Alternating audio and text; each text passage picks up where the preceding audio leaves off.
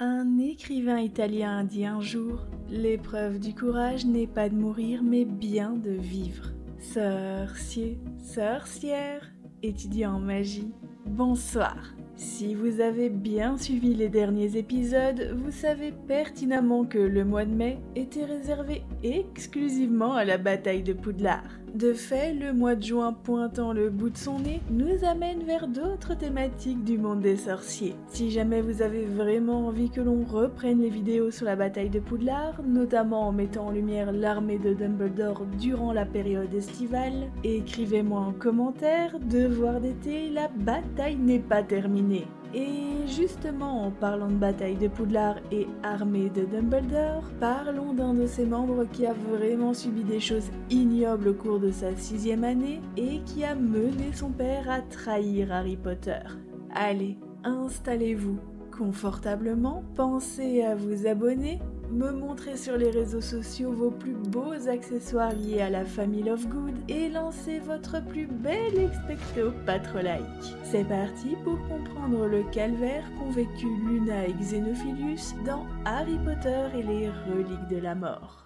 Avant de rentrer dans le vif du sujet, recontextualisons la situation pour bien comprendre ce qui arrive au Lovegood. Et pour ça, remontons au début du mois d'août 1997 ou 97 si vous préférez. Oui, ça date. D'ailleurs, dites-moi en commentaire quel âge vous aviez à ce moment-là. Personnellement, j'avais 7 ans. Luna Lovegood 16, quant à Harry, il venait de fêter ses 17 ans. Autrement dit, sa majorité dans le monde des sorciers. Vous le savez, c'est très important, car ça lui permet d'utiliser la magie librement sans laisser derrière lui une trace à chaque fois qu'il l'utilise. Et le fait de ne pas finir par la case tribunal des sorciers, comme pour les sorciers mineurs qui n'ont pas le droit d'utiliser leur magie autre part qu'à Poudlard. Ce qui est non négligeable quand on sait qu'à ce moment précis de l'histoire, le ministère tombe entre les mains du Seigneur des Ténèbres, ce qui est assez dramatique, car Lord Voldemort n'a jamais eu autant de pouvoir qu'à ce moment précis. Ces mange-morts gagnent du terrain et s'immiscent dans toutes les grandes enseignes du monde des sorciers. On les retrouve dans les bureaux de la Gazette du Sorcier, à Poudlard sous la direction de Severus Rogue, et maintenant à la tête du ministère de la Magie, et très certainement dans beaucoup d'autres endroits stratégiques que je n'ai pas cités. Évidemment, les alliés de Lord Voldemort font absolument tout ce qu'ils peuvent pour gagner du pouvoir et de l'influence, et mener le monde des sorciers sous la coupe de Lord Voldemort. On est face à une véritable dictature. Si le trio doit fuir et vivre comme des fugitifs pour mener à bien la mission donnée par le défunt Albus Dumbledore, le reste du monde des sorciers n'a d'autre choix que de se plier au bon vouloir du mage noir.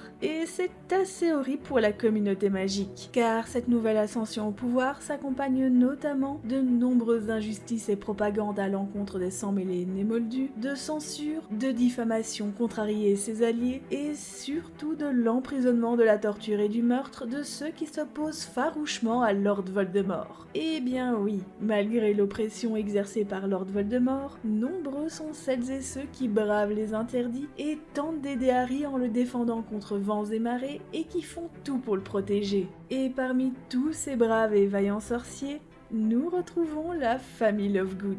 Si Harry a bien des fervents défenseurs depuis son annonce du retour de Lord Voldemort dans le monde des sorciers, c'est bien Luna et Xenophilius Lovegood. Ils font partie des rares à croire son récit et défendre son point de vue. Et c'est quelque chose qui se constate encore des années après, lors de la nouvelle ascension de Lord Voldemort au pouvoir. A contrario de la Gazette du Sorcier siégée par les Mange-Morts, le chicaneur est toujours et encore aux mains de son créateur Xenophilius Lovegood. Et c'est quelque chose de très important, car c'est un des seuls journaux libres d'accès qui ne fait pas de propagande anti-Harry. Au contraire, il soutient ouvertement sa cause et relate la vérité des faits. C'est une véritable guerre de l'information qui se met en place. Et évidemment, Xenophilius n'est pas en position de force. Et quand Lord Voldemort se rend compte de cette cette opposition ouvertement affichée, il décide de mettre ses mange-morts sur le coup et de mettre la pression à Xenophilius pour qu'il se range de son côté. Et quoi de plus efficace que de faire chanter ce dernier? Évidemment, on parle bien de chantage et pas de chant. De fait, les maîtres chanteurs prennent la décision de s'attaquer ce à quoi Xenophilius tient le plus au monde. Autrement dit, la seule famille qui lui reste, sa fille Luna, qui, de son côté, n'est d'ailleurs pas en reste, puisqu'elle dirige avec Neville et Ginny la résistance à Poudlard depuis la rentrée scolaire. Et oui, même sans Harry à leur côté, l'armée de Dumbledore fait front à l'ennemi. Et ça jusqu'aux vacances de Noël. Après quoi, Luna reprend le Poudlard Express pour passer ses vacances en famille, mais disparaît et ne rejoint jamais son père pour les fêtes de fin d'année. Et au passage, ne verra jamais la surprise que son père lui a achetée. Une corne d'éruptif, ou plutôt ce qu'il pense être une corne de ronflac cornu. Et pour cela, je lui octroie la note d'un optimal pour l'idée de cadeau des plus dangereux et meurtriers. Oui, maintenant j'octroie des notes. Mais revenons à Luna. La pauvre serre d'aigle est enlevée dans le Poudlard Express par les Mange-Morts et séquestrée dans la cave du manoir Malfoy. Pendant qu'elle croupit sous le QG de Lord Voldemort sans voir la lumière du jour, son père est menacé par les Mange-Morts. Les termes du chantage sont clairs. Si Xenophilius continue à publier ses convictions et ne change pas la philosophie de son journal et ne révise pas sa position, sa fille le payera très cher. Et quand on sait ce qu'a vécu Ollivander et la torture qu'a subie Hermione quelque temps après au manoir Malfoy, on ne peut que s'imaginer l'horreur que réservaient les Mange-Morts à Luna. À titre d'exemple, Ollivander dit à Harry une fois sorti d'affaire « Il me torturait, le sortilège de Loris, vous n'avez aucune idée ». Pour Xenophilius, c'est un véritable choc. Il faut comprendre qu'il ne sait ni où se trouve Luna, ni ce que les Mange-Morts lui ont fait. Tout ce qu'il peut espérer, c'est qu'on la lui rende vivante s'il coopère. S'il veut sauver sa fille unique et avoir une chance de la revoir un jour, il se doit de suivre la ligne éditoriale de la Gazette du Sorcier, même si c'est contre son gré. Et vous savez, lorsque débarque Harry quelque temps après Noël chez lui pour parler des reliques de la mort, c'est à la fois une occasion folle comme une malédiction qui s'abat sur lui. Il se trouve vraiment dans une situation très peu confortable. Soit il aide Harry et il peut dire adieu à Luna, soit il dit adieu à Harry et pourra éventuellement retrouver Luna. Oui, car rien n'est certain. Mais s'il ne tente pas, il ne le saura jamais. C'est de fait en désespoir de cause qu'il livre l'indésirable numéro 1 au Mange-Morts sur un plateau d'argent, en communiquant la localisation exacte de Harry par hibou. S'il a toujours été du côté de Harry, cette fois-ci, il n'a pas d'autre choix que de le trahir.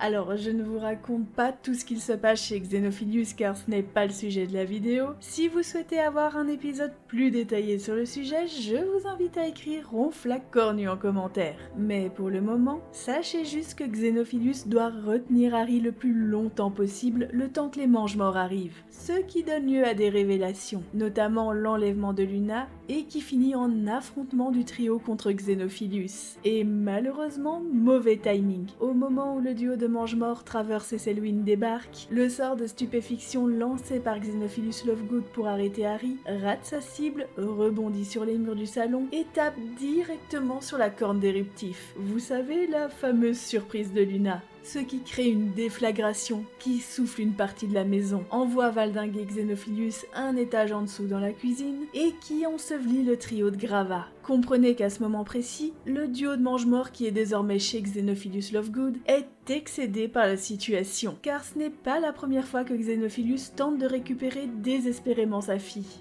La semaine d'avant, il les fait venir pour du troc. Sa fille contre son invention préférée, le siphon à jonchouine. Un couvre-chef servant à débarrasser son porteur de toute distraction dans son environnement. Et la semaine encore d'avant, il leur avait proposé de récupérer sa fille contre la preuve de l'existence des ronflacs cornus. Et là, eh bien, pour les Mange-Morts, pas de doute. Xenophilius est cinglé, et sa lettre était une simple ruse pour faire venir les Mange-Morts jusqu'à lui et les faire sauter. Pour eux, il est évident qu'il les a fait déplacer pour du vent. ce qui vaut à Xenophilius de recevoir une pluie de maléfices de la part de Selwyn. Évidemment, malgré la douleur infligée, le père de Luna insiste. Il y a bien Potter chez lui et il est à l'étage. Si Selwyn n'y croit pas une seconde, Travers lui lance un sortilège de révélation de présence humaine pour vérifier les dires du rédacteur en chef. Et bingo, il y a bien des gens là-haut. Alors heureusement pour le trio, ils ont un double avantage. Primo,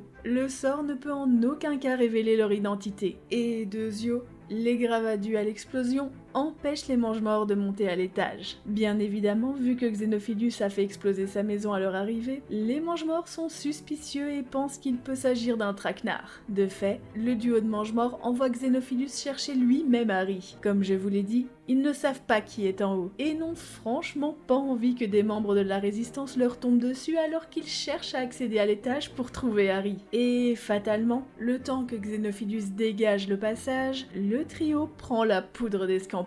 Sans vous mentir, face à cette traîtrise, le trio aurait pu abandonner Xenophilius à son triste sort. Mais Hermione et son bon cœur a fait en sorte que les mange-morts voient Harry avant qu'il ne transplane, et ce dans le seul but qu'il ne tue pas Xenophilius. Car s'il avait dégagé l'accès et qu'il n'y avait finalement personne, les conséquences auraient pu être désastreuses pour sa personne. Au final, il ne sera ni tué ni torturé pour avoir menti sur la présence de Harry dans son logis, mais payera son incompétence pour l'avoir laissé s'échapper à la prison d'Azkaban où il sera incarcéré. Alors rassurez-vous, il sera libéré peu de temps après la victoire de Harry en mai 1998 ou 98 si vous préférez. Quant à notre amie Luna, eh bien elle restera cloisonnée dans le sous-sol des Malfoy de décembre 1997 jusqu'au printemps. Oui, ça fait facilement plus d'un trimestre qu'elle est séquestrée avec Gary Ollivander. Ce qui doit être très compliqué à vivre. Imaginez-vous vivre pendant plusieurs mois dans l'obscurité la plus complète, dans une pièce froide et humide, en étant très certainement mal nourri, et avec pour seule ambiance sonore les cris tonitruants des personnes torturées et tuées un étage plus haut. Un véritable enfer. Mais sachez que Luna est restée très forte, et qu'elle a été d'un soutien inestimable pour le célèbre fabricant de baguettes. Heureusement pour eux, les vacances de Pâques 1998 sonnèrent la fin de leur captivité avec la capture du trio, qui au passage a été amené au manoir Malfoy en même temps que Dean et Kripsek, capturés un petit peu plus tôt. Mais ça, c'est une autre histoire. Ce qu'il faut savoir, c'est que grâce au réflexe de Harry de demander de l'aide à son fragment de miroir, Dobby a pu être envoyé par le frère de Dumbledore et a pu faire transplaner tout le monde. Et la suite, eh bien, vous la connaissez. Et voilà, j'espère que cet épisode vous a plu. Si c'est le cas, je vous invite à partager la vidéo à vos amis sorciers, à la commenter et me dire quel sujet vous aimeriez aborder pour l'été. Et bien entendu, avant de transplaner, lancez votre meilleur expecto patro-like. Je vous dis à très bientôt pour d'autres vidéos. D'ici là, prenez soin de vous et des autres. Sorciers, sorcières, étudiants en magie, au revoir.